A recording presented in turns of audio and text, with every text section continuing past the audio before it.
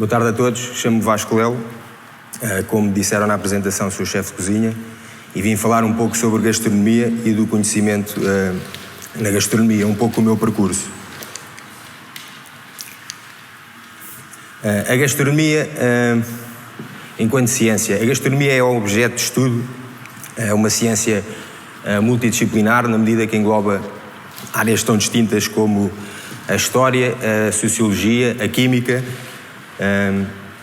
e inúmeras outras disciplinas, até a estatística, contabilizando dados de determinado povo, de consumo de determinados produtos, as quantidades e mesmo o que consomem. A gastronomia tem também as suas fórmulas muito próprias, que nós chamamos de fichas técnicas e que vocês conhecerão como receitas de cozinha. Permitem replicar a mesma coisa, uma redundância, permite replicar a mesma coisa feita por diversas pessoas com os mesmos ingredientes e só obterem aquela determinada receita. Mas hoje vim a falar do que não se aprende. Todas estas coisas que eu disse poderão aprender-se na escola e com estudos. Hoje viria a falar do que não se aprende na escola. A minha experiência, poderia dizer que a minha experiência na gastronomia começou no primeiro dia de curso de produção alimentar, na Escola Superior de Hotelaria do Estoril, mas na realidade começou muito antes disso. Começou em minha casa, com os meus pais, com o meu pai e com a minha mãe, com as refeições que eles faziam diariamente e também, e especialmente, aos fins de semana, quando fazíamos uma refeição um pouco diferente. Íamos ao mercado comprar todos os produtos para fazer aquele almoço ou aquele lanche em convívio juntamente com amigos de família. Todas estas ações antes das refeições eram já em si um ato de conhecimento. Porque é que iam comprar aquele produto e não o outro, porque é que iam fazer determinada coisa ao almoço ou ao jantar. Poderia dizer que começou, se calhar ainda antes disso, com o conhecimento que os meus pais tiveram com os pais deles, com as minhas avós, e com o conhecimento que eu tive com as minhas avós também. Queria falar um pouco das minhas avós. À vossa esquerda, a minha avó Vitória. As minhas avós tinham meios completamente distintos. A minha avó Vitória, alentejana, do meio rural, com algumas dificuldades, fazia uma cozinha tipicamente alentejana, o uso dos recursos que tinha disponíveis, as ervas, o pão, o azeite,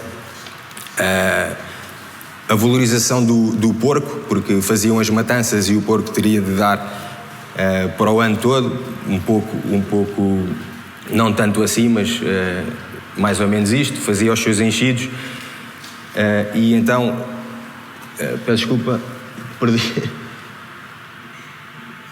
Fazia os enchidos, exatamente, uma cozinha muito mais rural, muito mais pobre.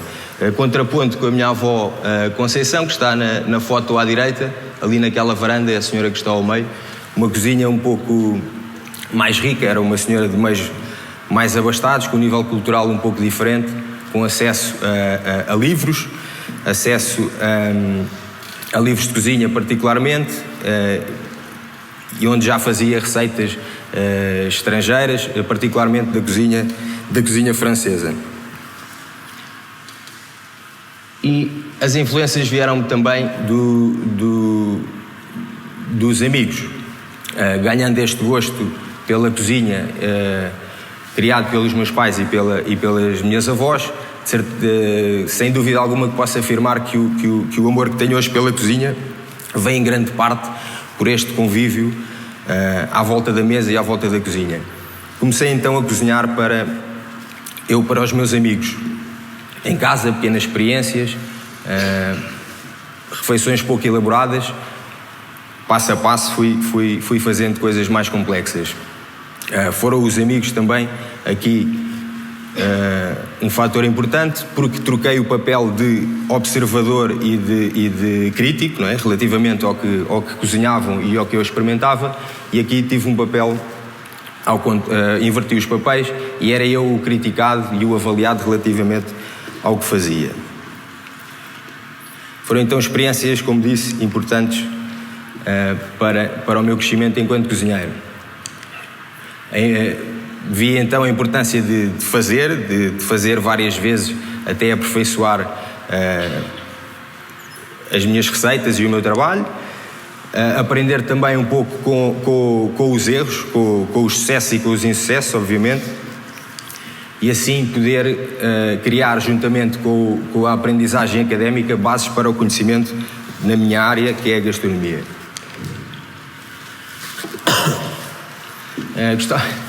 Para além das minhas avós e dos meus amigos e toda a outra experiência, houve uma pessoa, eu vou beber um pouco de água, peço desculpa, estou a ficar.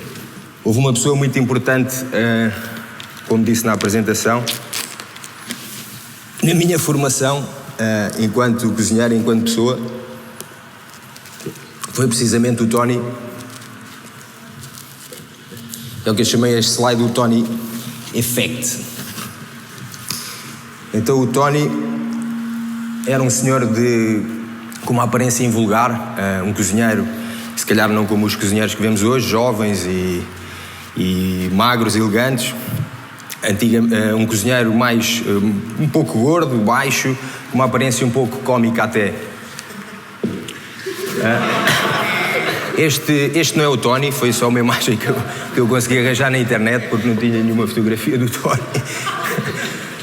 Mas para exemplificar e para ter aí uma imagem presente da figura do Tony, o bigode é quase igual, posso garantir.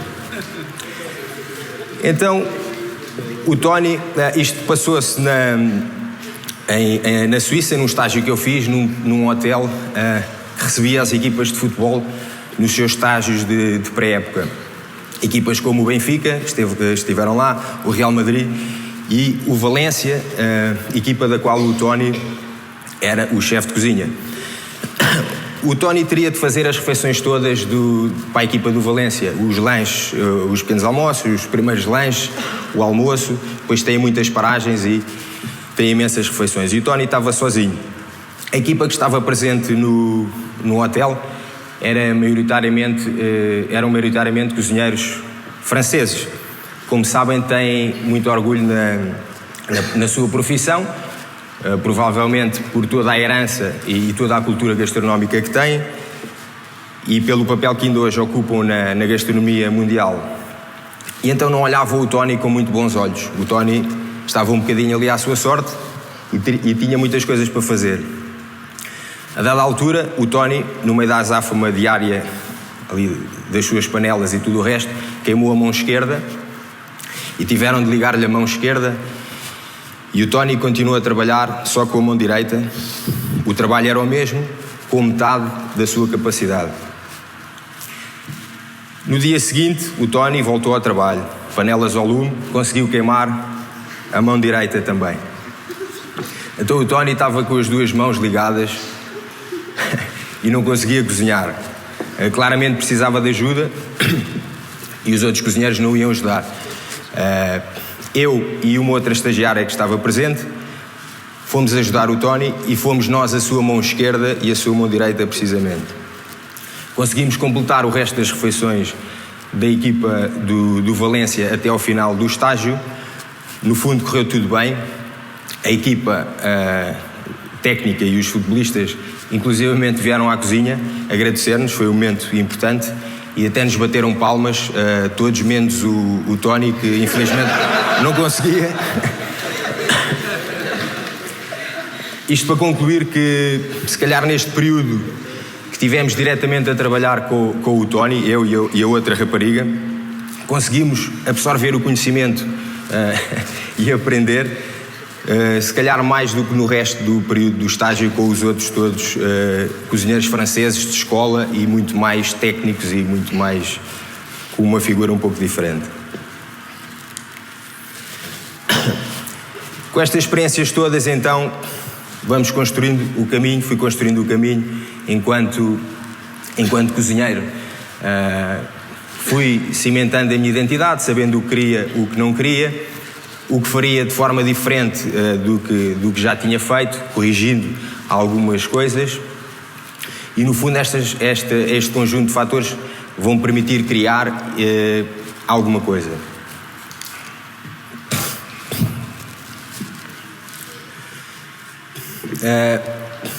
Foi-me pedido uma vez para fazer um prato para uma revista que fosse identificativo da cozinha que eu faço.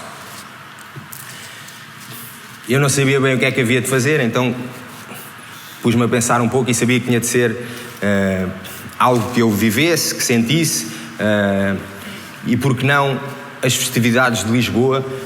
Eu moro em Lisboa, eu sempre morei em Lisboa, as festividades de Lisboa e particularmente o dia de Santo António e os arraiais que se passam pela cidade. Então foi aí que eu quis incidir, era aí que eu queria fazer o prato que fosse identificativo da cozinha que eu faço e de mim ao fim e ao cabo. Peguei no arraial então. Já está. Peço desculpa. Queria que tivesse no arraial, no prato que eu iria fazer, um pouco de toda a vivência e de toda a festividade que é o Santo António. Para mim tem um significado muito particular, não só por o que acabei de dizer, mas também pelo facto dos meus dois pais fazerem anos no dia de Santo António. Há aqui uma ligação emocional, então. Então, precisamente no dia de Santo António, ia festejar os aniversários dos meus pais, íamos sempre aos bailaricos, comer a sardinhada, o caldo verde, beber um pouco de sangria, mais tarde um pouco, porque eu, quando era pequeno não podia beber sangria. Beber a sangria, ver a festa toda, arraiais que comecei a ir depois sozinho e até à noite de Santo António, que é uma que deverão conhecer bem, a noite de Santo António em Lisboa, um pouco confusa, mas muito bonita. No fundo, partilhar estas emoções que eu sentia num prato para poder mostrar a todas as pessoas. Como é que eu iria fazer isto? Teria de criar aqui uma lista ou um mapa de interações e experiências que já tinha vivido, que me permitissem ver alguns traços da minha identidade que eu iria transpor do arraial clássico para o arraial que eu queria recriar. Então, a herança cultural e as tradições teriam de estar presentes. Lembrando-me aqui das minhas avós, tudo o que me ensinaram e um pouco da cultura e exigência no paladar também que me incutiram. A valorização dos produtos portugueses também tinha de estar presente no meu arraial. Esta valorização incutida muito pelo meu pai e por um chefe com quem trabalhei, hoje um grande amigo, que foi um professor, sem dúvida, fez um trabalho excelente a recuperar alguns produtos perdidos e introduzi-los na gastronomia portuguesa, como o caso de xícharos, que são uma espécie de termossos, inúmeros produtos. Vários tipos de feijão, aves que já não se utilizavam, conseguiu recuperar e acho que é um trabalho importante que temos de fazer enquanto cozinheiros. A abertura também a outras culturas será sempre importante, não só enquanto chefe de cozinha, enquanto pessoa, somos influenciados por tudo o que vivemos e pelas culturas, por viagens, por pessoas que conhecemos e a necessidade ou a vontade de conhecer sempre mais também. Continuar a estar atualizado, com técnicas novas, ler livros, falar com pessoas e um exemplo muito grande desta vontade de conhecer sempre mais foi precisamente o Juan Mari, que é um senhor com 70 e qualquer coisa anos, Juan Mari Arzac, que tem um restaurante em San Sebastián, que veio por acaso almoçar ao restaurante onde eu trabalho e conhecemos e tornámos amigos e eu fui estagiar para o restaurante dele, onde tem um pequeno laboratório e ainda hoje com 70 anos faz questão de ir lá e já tem uma equipa muito grande a trabalhar com ele, mas faz questão de ir lá e estar sempre atualizado e praticar coisas novas. Tinha então aqui uma série de diretrizes para criar o meu prato. Agora teria de pegar nos produtos que compõem o arraial. e tentei simplificá-los em algumas famílias. A salada, obviamente, a salada com o tomate, com cebola, com os pimentos assados tinha de estar presente e tinha de respeitar aqui então algumas coisas. A frescura dos ingredientes, se o tomate estava maduro, isso tinha de estar presente no prato. A alface estava fresca, o pepino estava crocante, ok. Isto é ponto assente. A sangria também tinha de estar presente. Aqui um pouco fazendo a alegoria, a soma de todos os ingredientes, ou melhor, a sangria é mais do que a soma de todos os ingredientes, não é? É um bom exemplo disso. Como é que conseguimos fazer com aqueles ingredientes que está ali uma coisa boa e para ajudar à festa. E o álcool também, obviamente, que ajuda. Tínhamos também as sardinhas incontornáveis no arraial. A gordura das sardinhas, a pingar no pão, tinham de haver as sardinhas. O grelhador para grelhar as sardinhas e o grelhador que grelha as sardinhas também. Pensei um pouco no senhor que grelha as sardinhas. E depois a festa, todo o ambiente de festa, também tinham de estar presentes então no arraial que eu ia recriar. As cores, o movimento, o cheiro do manjerico, algum movimento e até a música. Aqui temos então o arraial que eu criei. As sardinhas temos ali de diversas formas, obedecendo a alguns critérios que falei anteriormente. A sardinha está lá assada com carvão, está lá em forma de almôndega com a broa para absorver a gordura da sardinha, está numa pequena salada marinada à volta do prato. Os elementos da salada estão lá frescos e no molho que vem no fundo do prato, que é uma marinada, ok? Com todos os elementos. Penso que tinha o meu arraial aqui. Não sei se teria chegado ao objetivo como foi proposto. Eu julgo que sim. Mas acima de tudo não era o objetivo final que eu me apercebia que teria sido o mais importante neste exercício. Era precisamente o caminho para chegar lá e o exercício todo que eu fiz anteriormente. O que é que me influenciava, o que é que no fundo era importante para mim, as influências que eu tive, a importância da escola e a importância do que não se aprende na escola, toda a vivência que está para aí. No fundo, aprender a fazer, aprender com os erros, como já foi dito anteriormente, muito importante, e a capacidade de voltar a fazer para superar esses mesmos erros e assim aprender e poder continuar a evoluir. Temos o arraial está montado, como costuma dizer, só falta então a música. Obrigado a todos, espero que tenham gostado. Obrigado.